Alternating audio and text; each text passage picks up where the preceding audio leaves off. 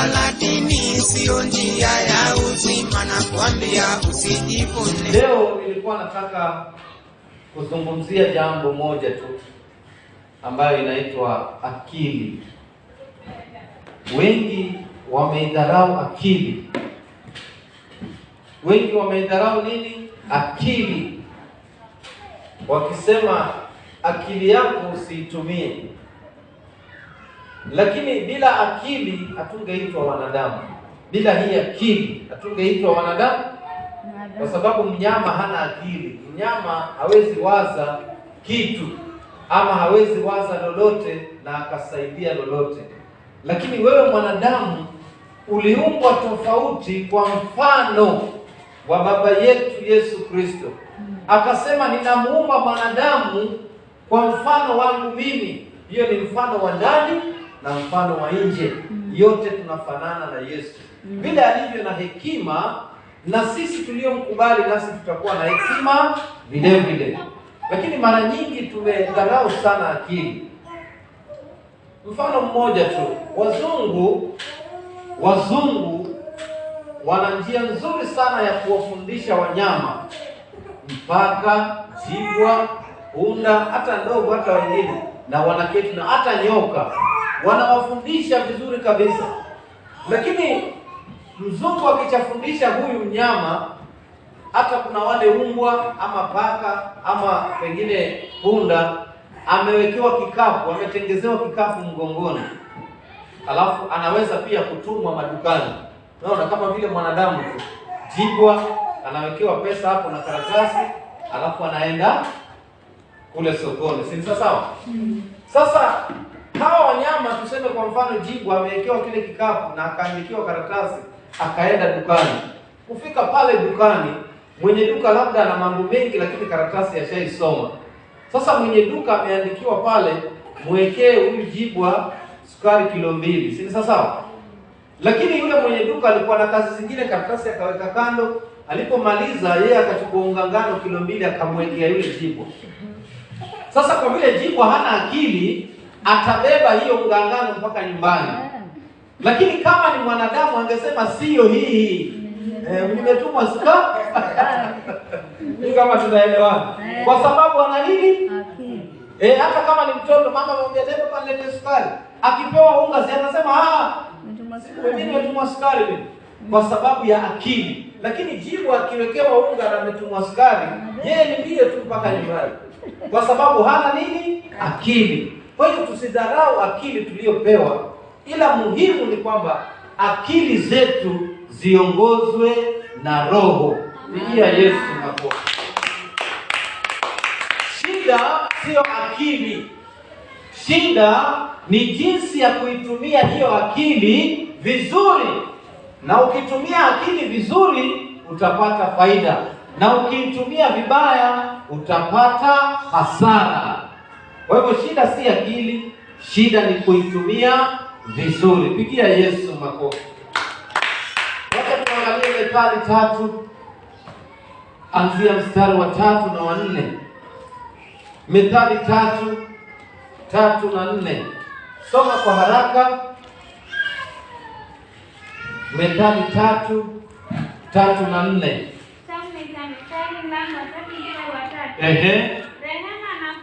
Rehema na kweli. Tulia hapo kwanza. Rehema na nini? Hivyo vitu viwili kwanza ni uzichambue kama wewe ni msomaji mzuri. Ukiona rehema na kweli kwanza unabadilisha. Rehema na kweli ni nani? Yesu Kristo kwanza hapo. Rehema na kweli ni nani?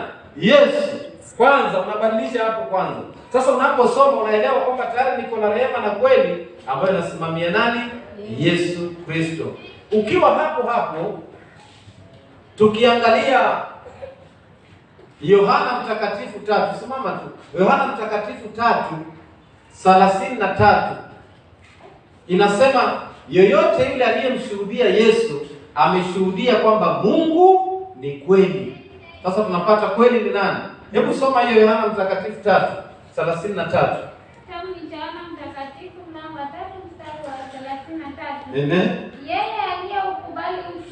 Yeye aliyeukubali ushuhuda wake ametia ametia muhuri ya kwamba Mungu ni kweli. Sasa kweli ni nani hapa? Yes. Kweli ni nani? Yes. Rehema na kweli ni nani? Yes. Yoyote aliyeusikia ushuhuda wa Yesu na kuukubali amegonga muhuri kwamba Yesu ni Mungu. Si amegonga muhuri? Yesu ni kweli na kweli ni yeye. Na ukija pia katika Yohana Mtakatifu 18 mstari wa 38, Herode amechanganywa, ni Pilato amechanganywa na Yesu kwa maneno mpaka anamuuliza Yesu, kweli ni nini? Hebu soma. Yaani hajui kweli na anaongea na kweli. Anaongea na huyo kweli na hamjui, Yohana Mtakatifu 18:38.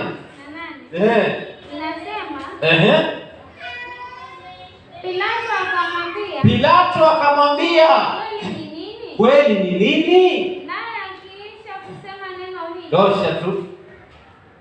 Yaani Pilato anaongea na huyo kweli, alafu Pilato amechanganywa, amepelekwa huku, mimi si mfalme wa Wayahudi, mfalme wangu uko mbinguni. Sasa niambie kweli ni nini?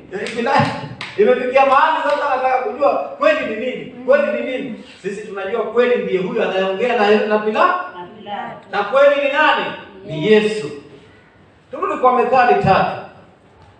Kweli ni nani? Yesu. Methali 3 kuanzia 3 vile tulikuwa tunaenda. Rehema na kweli zisifarakane nawe. Unaelewa sasa? Sasa huyu ni Sulemani anapeana wosia. Yaani katika maisha rehema na kweli usikosane nazo. Kufarakana si kukosana. Utakapokosana na hizo basi utabaki kitupu. Rehema na kweli zisifarakane nawe. Zifunge shingoni mwako.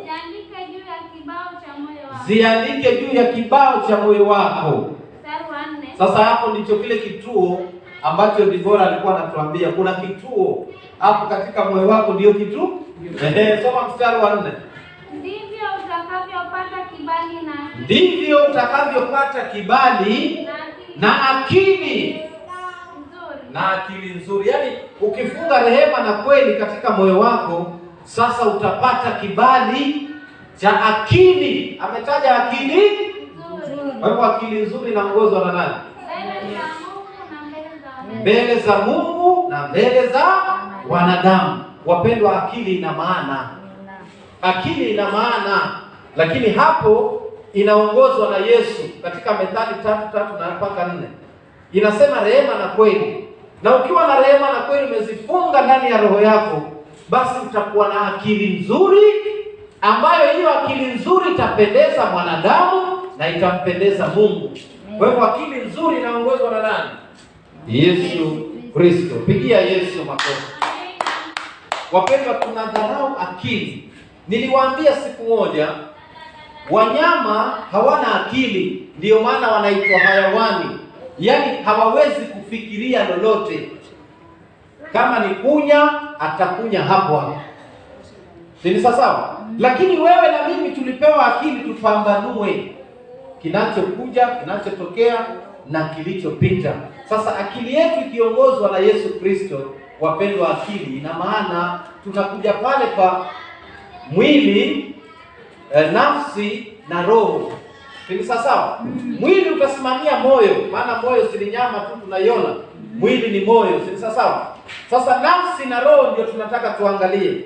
Nafsi iko ndani yako, ni sehemu isiyoonekana kwa macho, lakini inakupa maamuzi. Kama vile umefikiria acha niende chooni, ni nafsi hiyo imefikiria, si sawa? Sasa nafsi yako inapaswa kuongozwa na roho.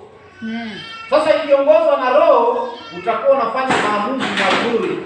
Ikifika Thursday, nafsi inaamua kwamba naenda kanisani saa 8, kwa sababu hiyo nafsi inaongozwa na nini? Na roho. Lakini isipoongozwa na roho, ikifika Thursday utasema leo biashara nzuri leo. Ninataka niende, kwa sababu muongozo si wa roho. Pigia Yesu makofi. Zaburi 47. Acha tumalize Agano Jipya. Akili. Ujumbe wetu ni akili. Zaburi 47:7.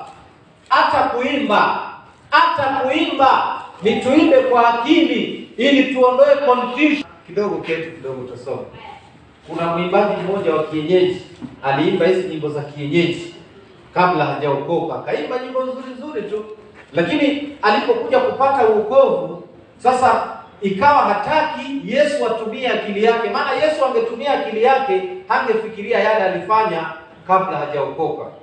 Sasa akapita mahali matangani, akakuta watu wanaiga ile nyimbo yake, lakini wanaimba vibaya.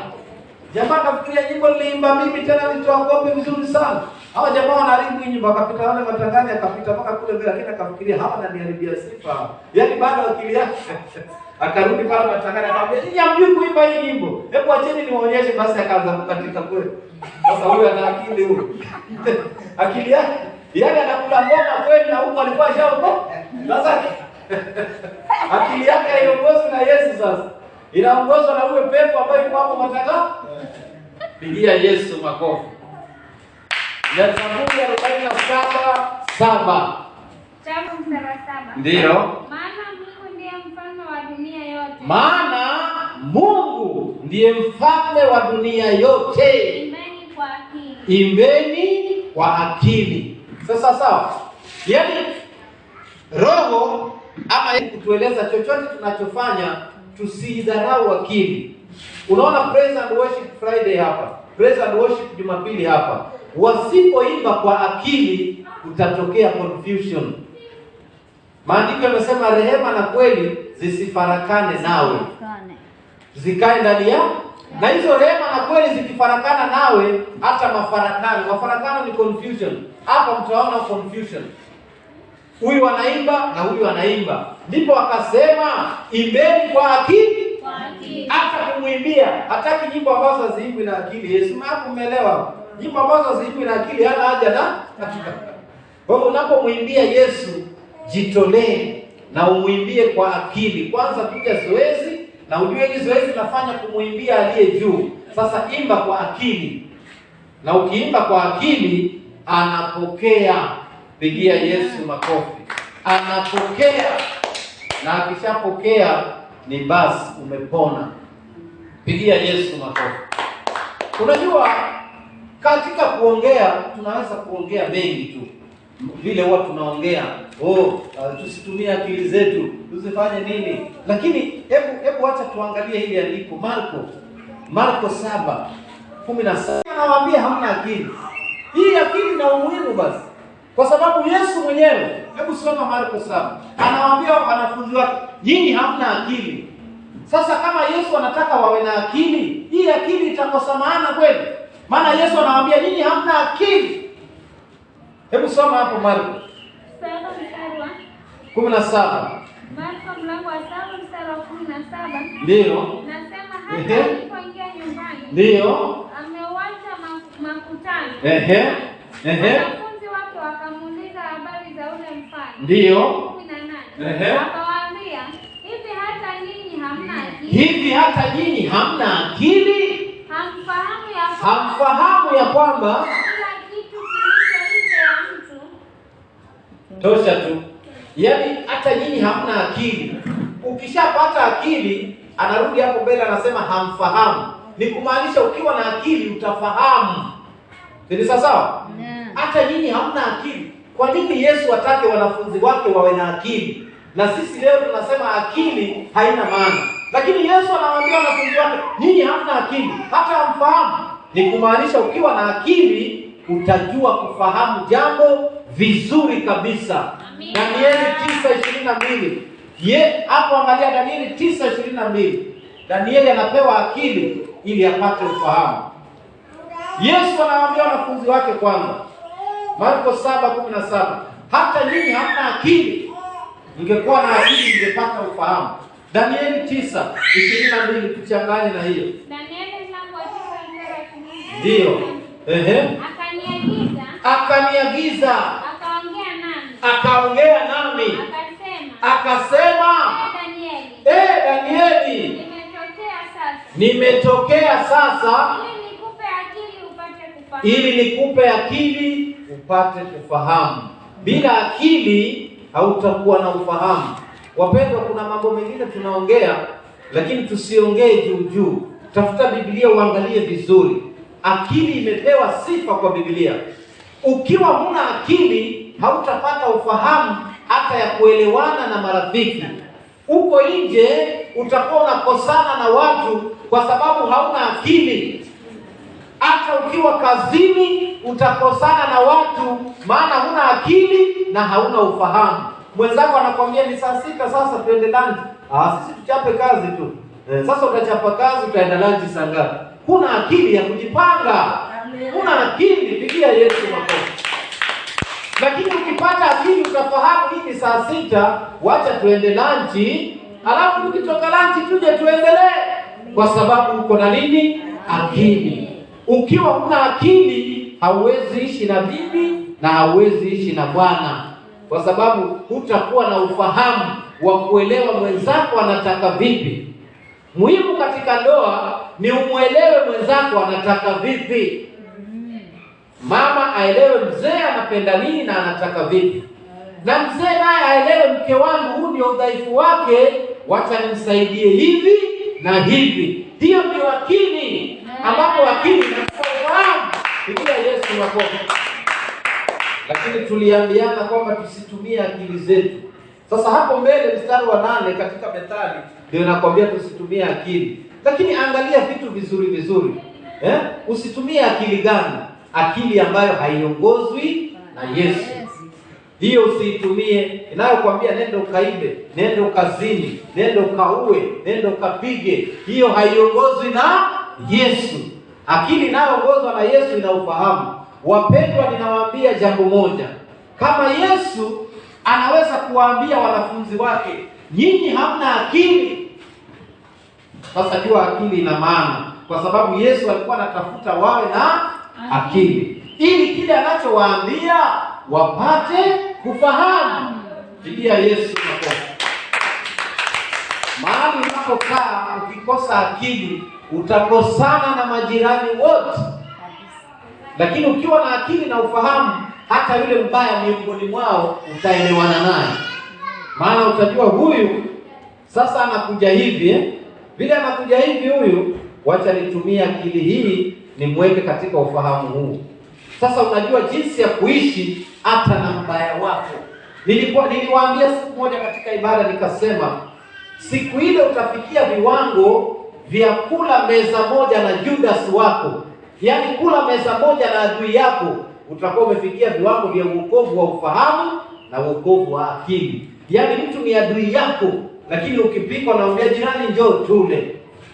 Hapo utakuwa umefikia viwango vile Yesu anataka. Alikuchokoza jana, alikupokonya jana, alikupiga jana, lakini umeandaa sima na mayai, jirani njoo. Unajua mimi siri hizo, kula tu jirani, kula tu. Basi ndio anakula hivi. Urafiki unaendelea. Sasa akilala anaenda nafikiria huyu jamaa hata nimemchokoza juzi na amenitia sima hapa na mayai. Anabadilika mwenyewe. Sasa umejua kula meza moja na Judas wako. Lakini wengi kwa vile akili yetu haiongozwi na Roho, mtu akiwa adui yako hutaki hata kumuona, hutaki hata akufikie. Ikiwa mnaenda kukutana unaingia njia nyingine, huko ni kukosa nini? Pigia Yesu makofi. Wagalatia 3 anzia 1. Paulo anawatukana kabisa Wagalatia. Anawatukana kabisa Wagalatia. Nyinyi hamna akili. Nani aliyewadoga? Hamna akili nyinyi. Kumaanisha ukiwa na akili utafahamu mambo mengi. Soma Wagalatia 3. Wagalatia mlango wa 3 mstari wa 1. Ndio.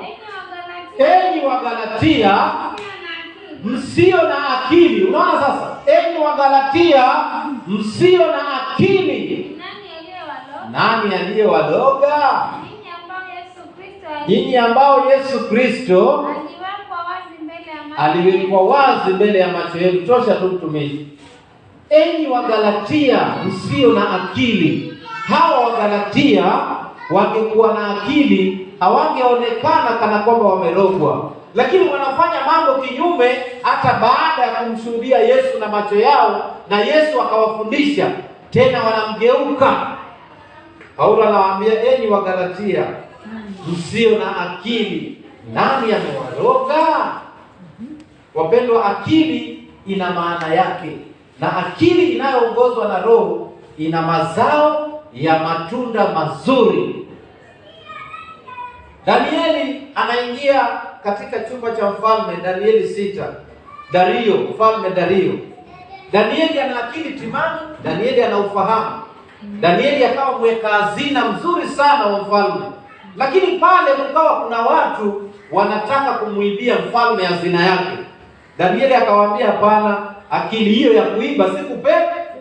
Hiyo sikupewa mimi. Kwa hivyo kama mnataka kuiba ibeli hii. Jamaa wakamwangalia Danieli wakasema, huyu jamaa hataki tuibe, wacha tumpangie njama. Wanampangia Danieli njama, lakini mwisho Yesu anamuokoa Danieli katika tundu. Ilikuwa ni katika tundu la simba, katika tundu la simba. Maana walimpangia njama mpaka wakamtega kabisa.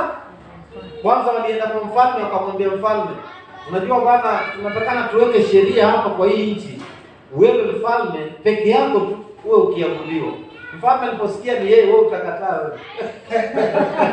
Wewe peke yako tutakusita kwa mtu wewe, utakataa. Mtu akasema kumbe anategwa na rafiki yake. Anategwa na rafiki yake Danieli. Baada ya muda Danieli, mfalme akalia asema, kumbe hawa jamaa walikuwa wanajua kila wanafanya.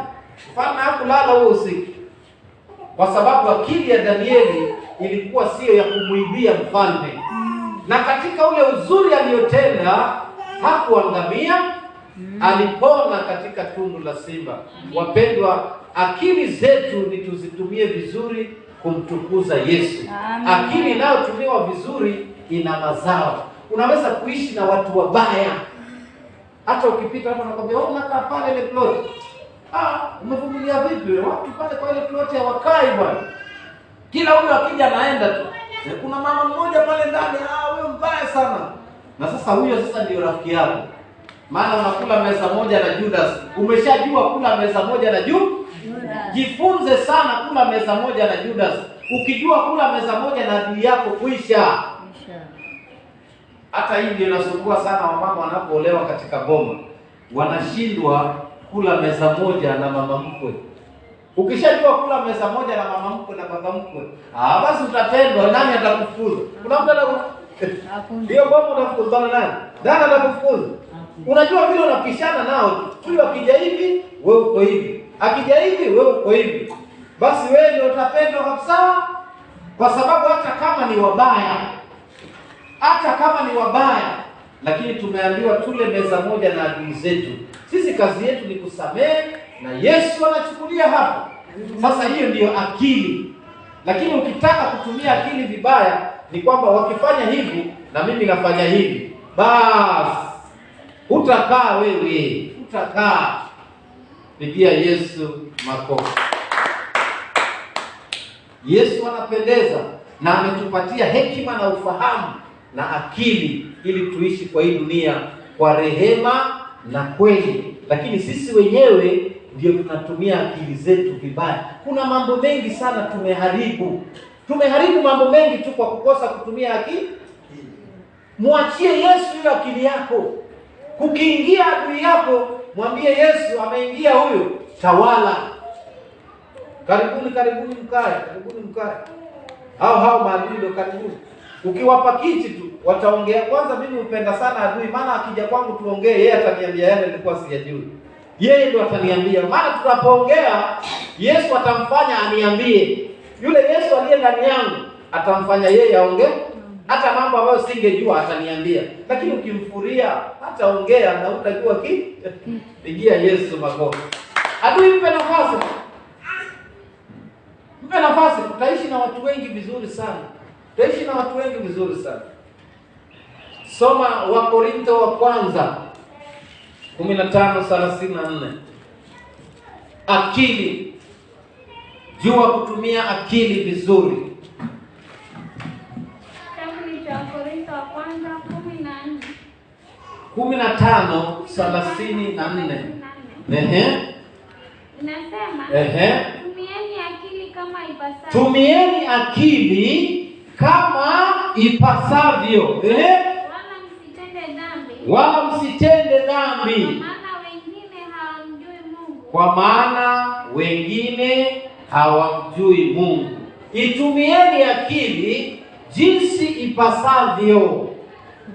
Sasa jiachilie kwa Yesu. Funga na kuomba, mwambie Yesu, tawala akili yangu. Wacha nikwambie, hata kuongea inatokana na akili. Ndio uwe na maneno mazuri, watu wasonge karibu na wewe, ni lazima uwe na akili timamu. Ndio tukasema kumtumikia Yesu ni lazima uwe na akili timamu. Maana maneno utakayoongea wewe yanatoka kwa akili iliyoongozwa na Roho.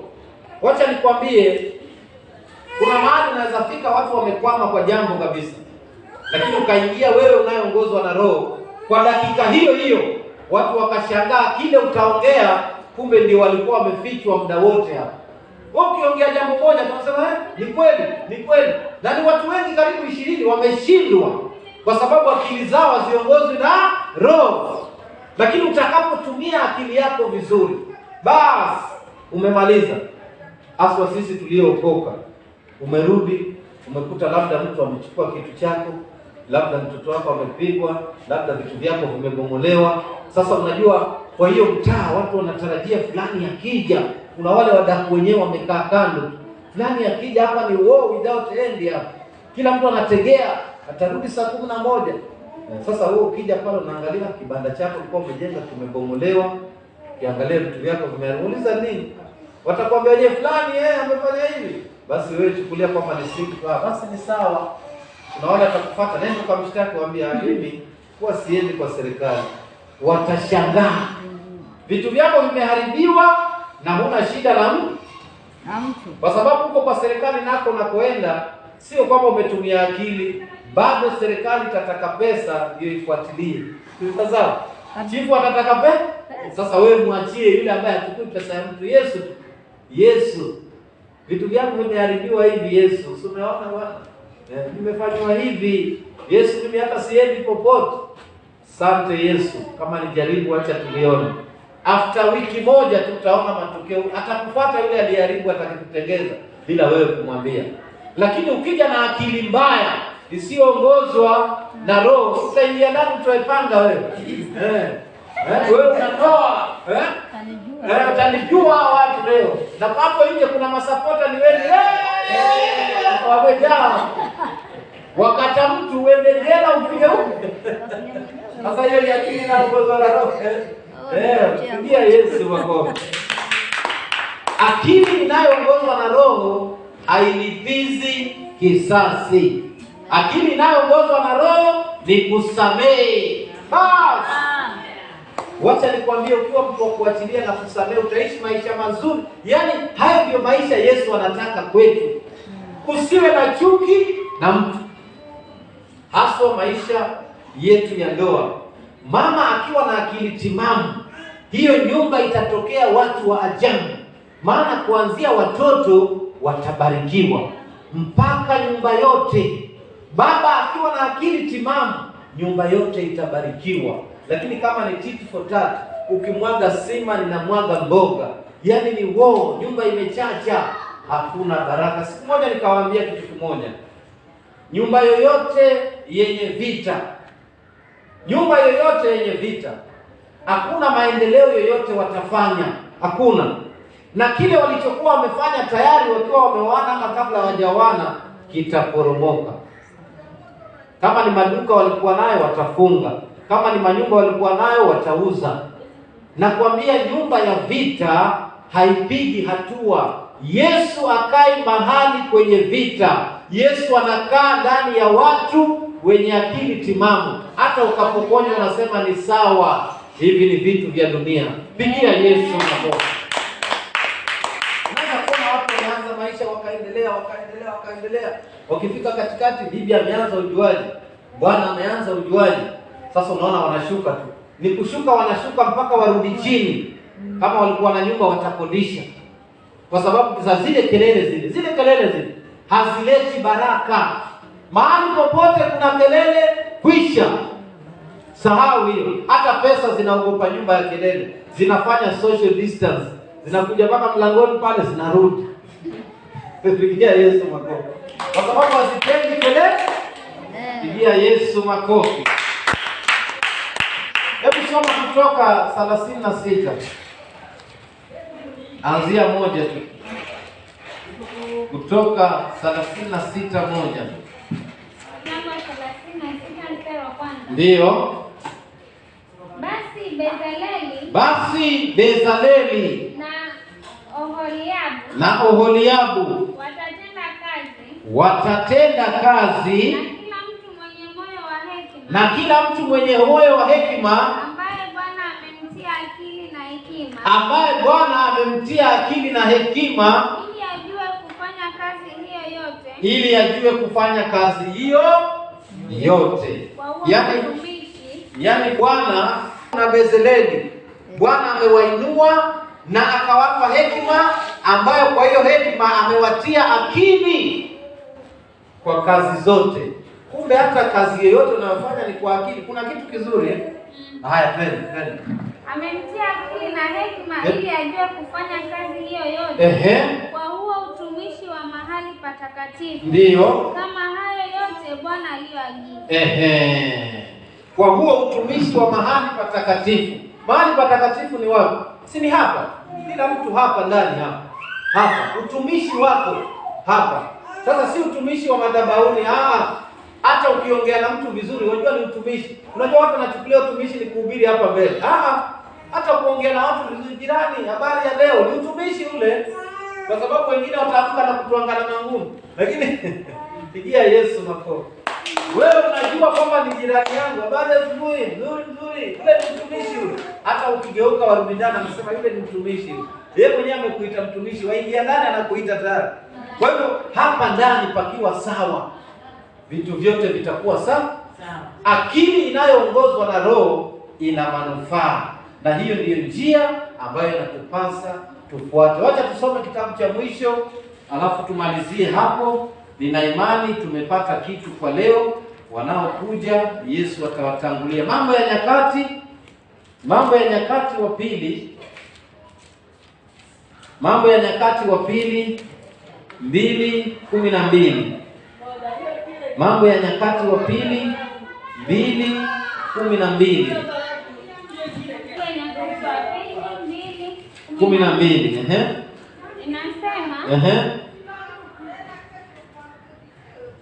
Hiramu akasema tena, na ahimidiwe Bwana Mungu wa Israeli, ndiyo, aliyezifanya mbingu na nchi, ambaye amempa mfalme Daudi mwana wa hekima, mwenye busara na akili,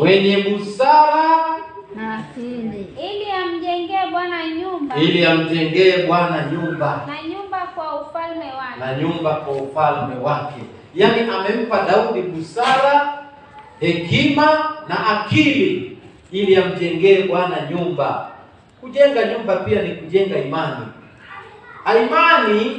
Imani huwezi kuilinda, imani huwezi kuijenga mpaka huyo Bwana akupe akili na busara na hekima ya kulinda hiyo imani. Hivi sasa wengi wetu tunadanganyana, ilinde imani. Nani anaweza kulinda imani kama si Baba anayelinda imani? Hauwezi linda imani ila ni Yesu akulinde pamoja na imani. Pigia Yesu makofi. Mimi sifanyi hivi. Wewe kama unataka kufanya, mwambie Yesu sitaki. Huyo Yesu ndiye atakupa nguvu za kukataa. Unaona hata usharati ndio ukatae usharati. Huwezi kusema na akili zako bila Yesu kwamba nimekataa usharati. Mpaka hiyo akili iwe Yesu yuko ndani. Maana nguvu za kuacha usharati sio mchezo. Ni kwa neema na rehema za huyo Yesu. Amina. Hata pombe, wangapi wanatamani kuacha pombe basi leo, lakini hawajapewa hizo nguvu kama alizopewa Daudi ili amjengee Bwana nyumba. Pigia Yesu makofi. Wapendwa, kuna watu wanatamani huo wokovu. Wewe kama umeokoka, shukuru. Kuna mtu ni mlevi, hata huwa analia.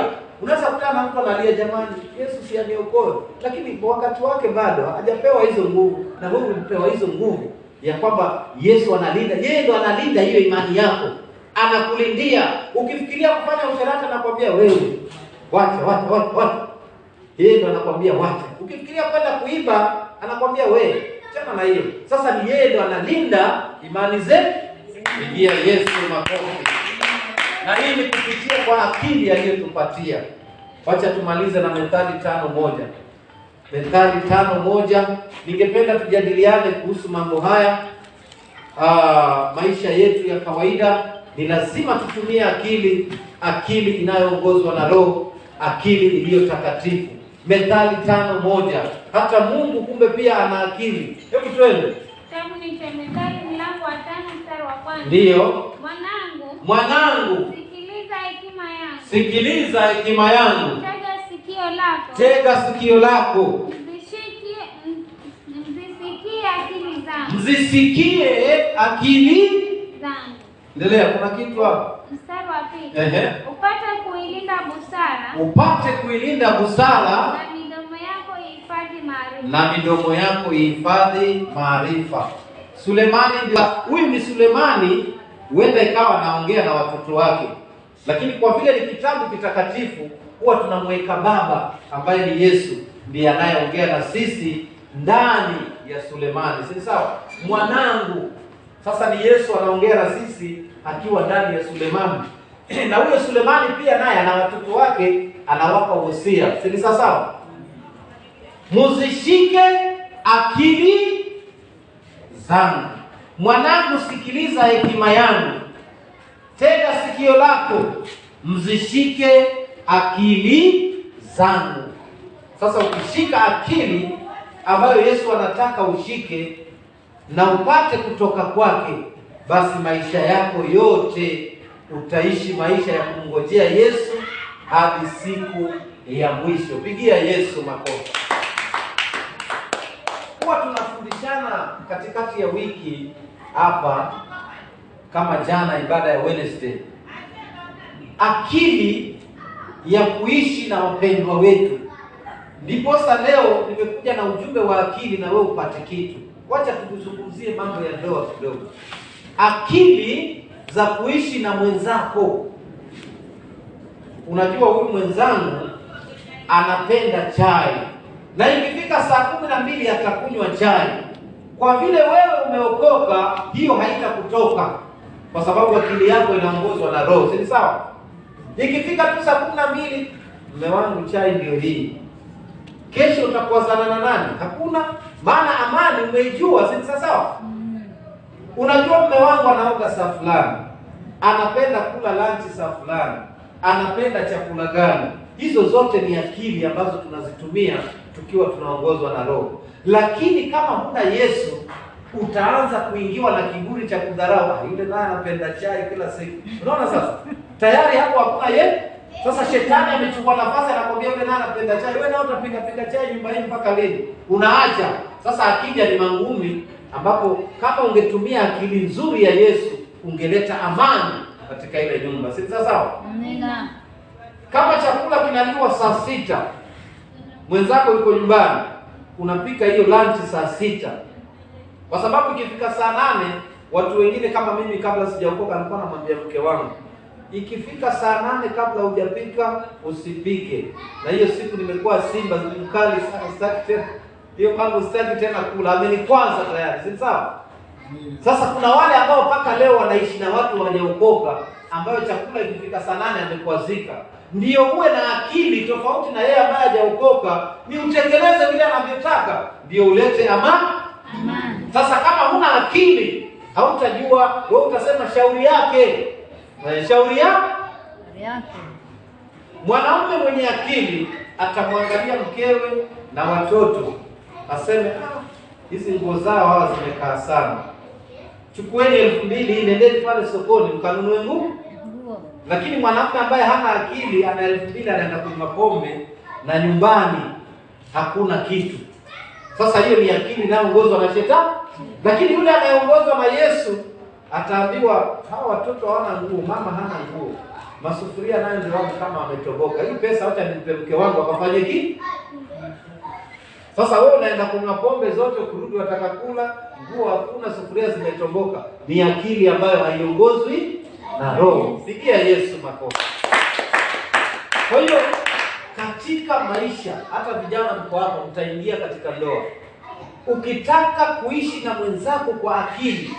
Hii nasema hivi kwa sababu kuna kitabu katika waraka wa Petro wa kwanza 3:7 inatuonya sisi wanaume, kaeni na wake zenu kwa akili. Soma waraka wa kwanza wa Petro 3:7. Na wacha nikwambie, Biblia ikitaja upande mmoja, kumbuka na mwanamume naye yuko huko na mwanamke yuko huko. Usichukulie upande mmoja. Sisi tumekuwa mwili mmoja, ni kitu kimoja. Tuishi na wake zetu kwa nini?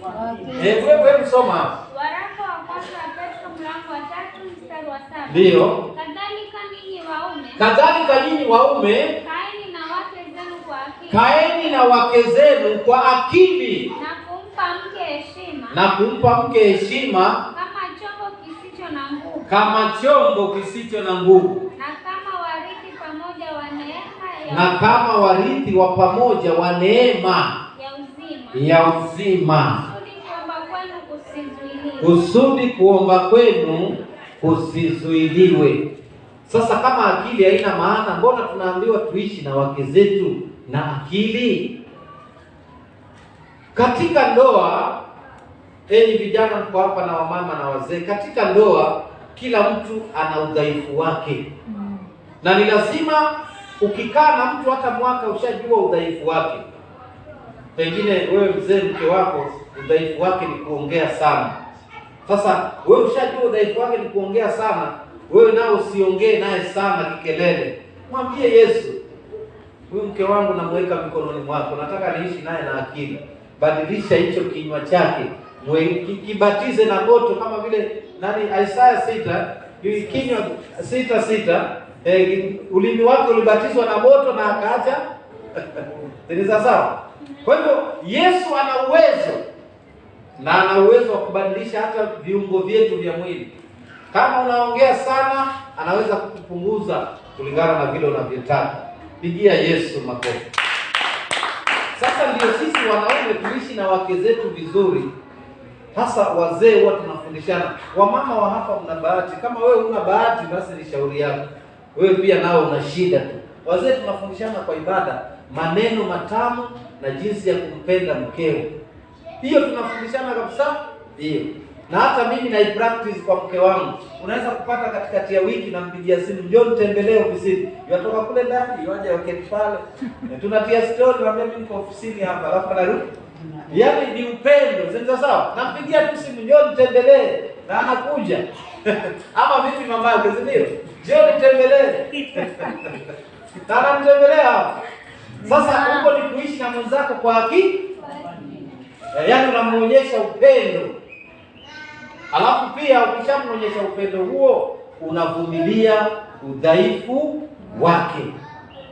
Sisi huwa tunajifunza kwa mambo tunayoona yakitokea. Si sawa?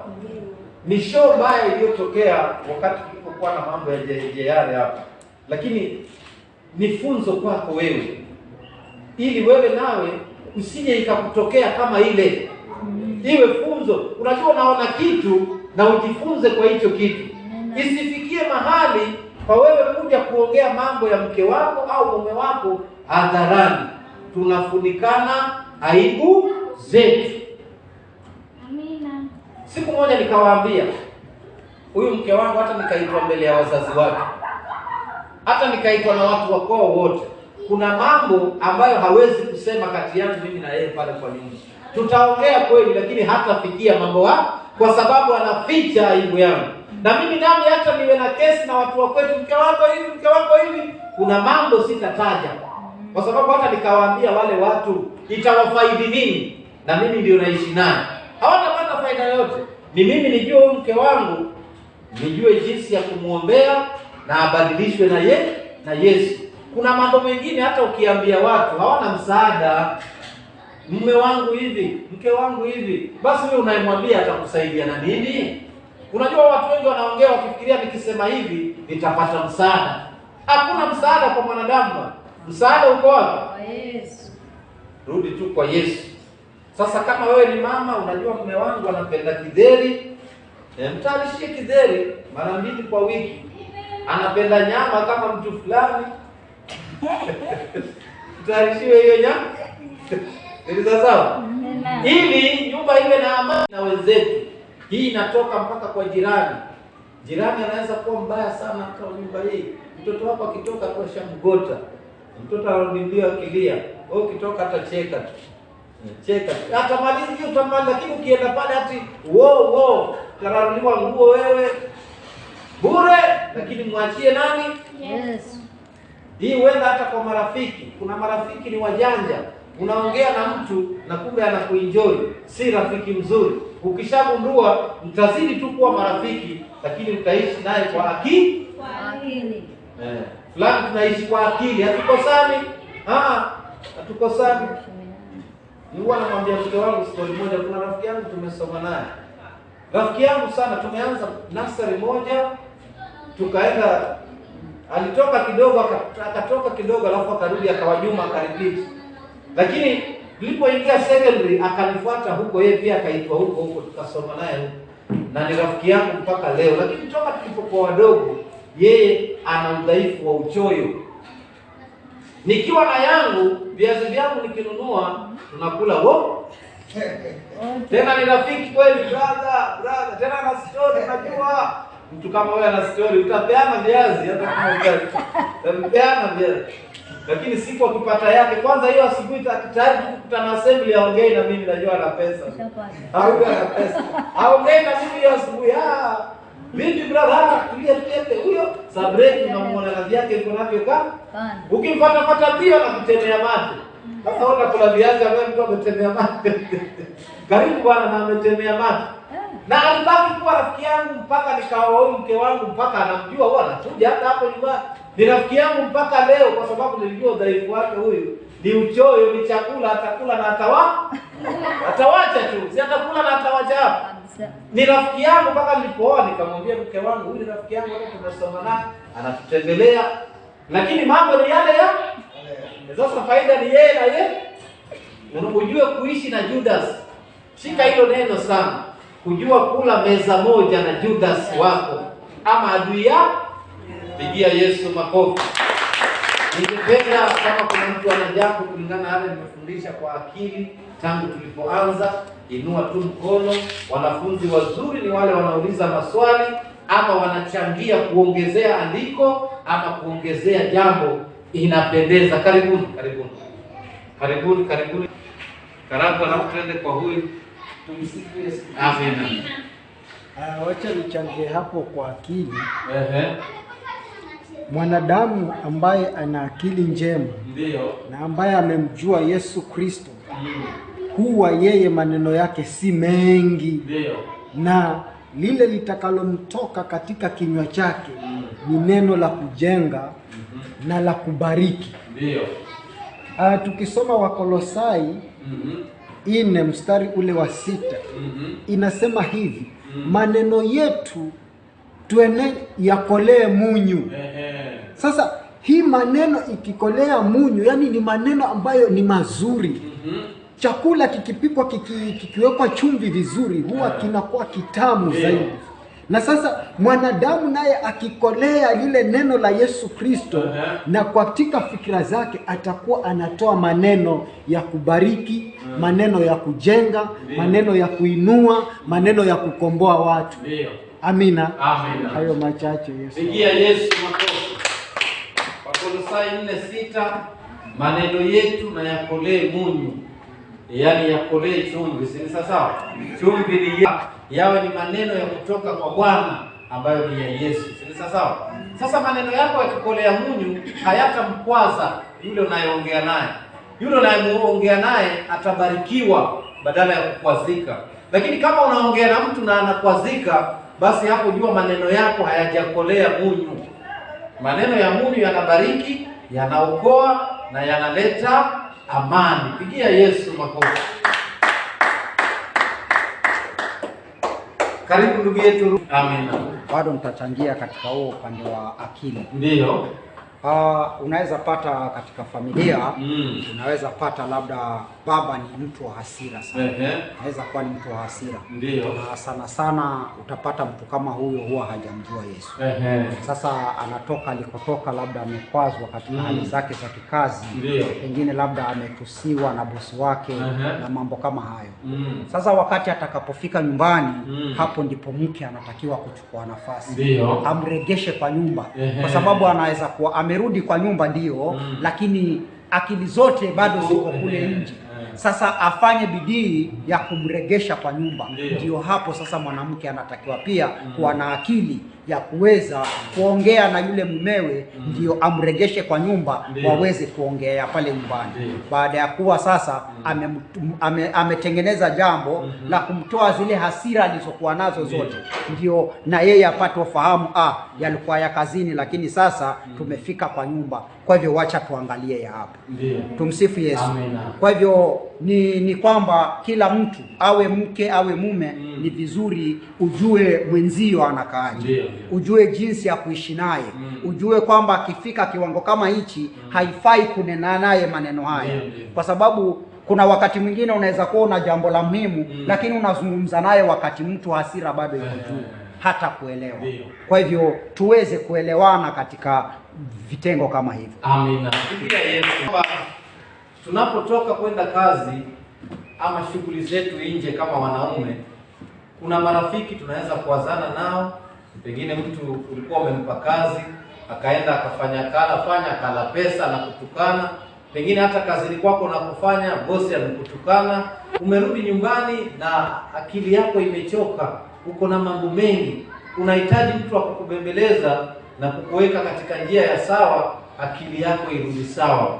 Lakini unapata mwanamke badala ya kufanya hivyo, yeye anakujibu jeuri. Umeshindaje? Nimeshinda vizuri, watu wanakuacha. Hata kama una mawazo hataki kujua, lakini mwanamke mwenye hekima anataka kujua, mume wangu na nini, mbona unawaza hivi leo? Atake kujua umwelezee, lakini wale don't care hawajali. Yeye akikuona umekasirika, uko na mawazo mengi, yeye hatashughuliki, hataki kujua. Na hizi tabia za mwanamke kumkwaza mwanamume kila mara huwa ina hasara yake na ina hasara nyingi. Kwa sababu wakati ule umemkwaza mumeo, hata kama ameokoka ataondoka pale nyumbani na hasira.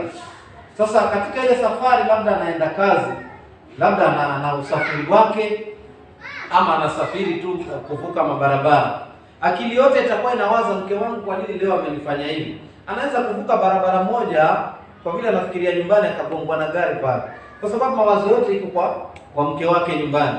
Pengine hata ana usafiri wake, ana gari, ana pikipiki, anaendesha, lakini mawazo anafikiria nyumbani, unakuta amegonga ama yeye mwenyewe amegongwa, kwa sababu akili yake haijasettle vizuri. Ameokoka kweli, lakini kulingana kwa wewe kumkwaza, ndio ije roho itulie kama mwanadamu.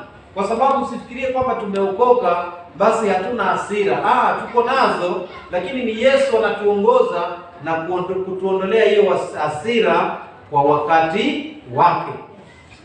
Ruwa yeye alipata ajali ya kuanguka kutoka juu. Sipeani mfano huo kwa sababu yeye hata mke wake alikuwa yuko nyumbani. Si sawa? Ile ilikuwa ni ajali imetokea. Lakini unapata watu wengi sana huwa wanaumia kwa sababu ya vita vya nyumbani. Ameacha nyumbani kuna waka, sasa yule shetani anamfuata mpaka huko aliko, huko nako kuna waka. Si sawa? Kwa hivyo mume akitoka nyumbani na amani, anabarikiwa hata kule anakoenda.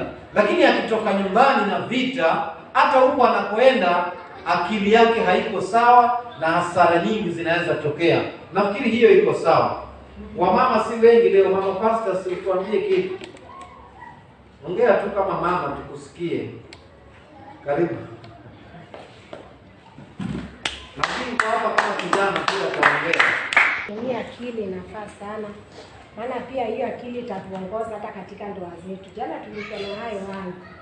Unapokuwa na mume katika ndoa, unapokuwa pengine ametoka kweli, huwezi kujua kule alikuwa amefanyika nini.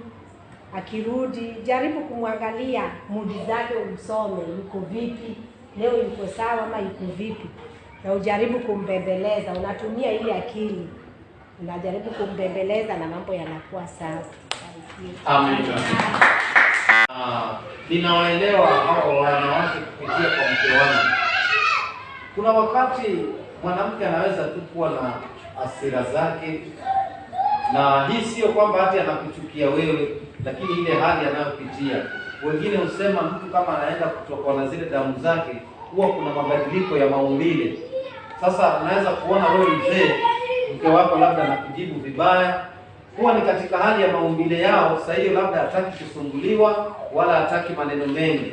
Sasa sisi wazee tukiona namna hiyo, tuachane nao, kwa sababu sio kwamba hati ni tabia zao, lakini inatokea vile kwa sababu ya wakati wake tu, lakini tena itaisha.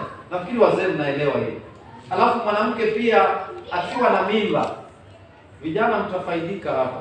Mwanamke akiwa na mimba changa, mwezi wa kwanza, wa pili, wa tatu, inaweza kuwa ngumu kuelewana naye kulingana na ile mimba vile ilivyo. Unaweza kupata mke wako anakuchukia, anakuongelesha maneno ambayo hayafai, lakini elewa kwamba ni wakati wake tu, lakini baadaye atarudi sawa. Si sawa? Vijana mnasikia kioko, ukiona mke wako ana mimba, simtwange makofi wiki za kwanza. Jua hiyo ni hali huwa inakuwa hivi. Vijana Jumaa unasikia? Sio uone mke wako amekasirika na ashakwambia mimi nituko basi ni hivi. Wewe ni makofi tu. Nini ufanye? Ile ni wakati wake, akishajifungua atarudi tu sawa. Si sawa? Kwa hivyo tuvumiliane tu namna hiyo, na Yesu atatubariki namna hiyo. Magisi uongee alafu tumalizie hapa. Kwa niaba ya vijana nawapenda sana. Nataka vijana waje wafanye maneno mazito hapa Bumbululu, watu washangae. Karibu Magi. Amen. Zaidi mtumishi, nashukuru kwa ajili ya mafundisho. Yananifungua both rohoni na mwilini. Amina. Zaidi ya yote ninapata kufahamu ninapokuwa nikiolewa nastahili kuwa vipi kwa mume wangu. Nastahili kuenenda katika njia gani ili ile nyumba ibaki kuwa na utakatifu wa Yesu Kristo. Amina. Magi, wacha nikufunze jambo moja. Ukiolewa, ukisalimia mume wako, piga magoti.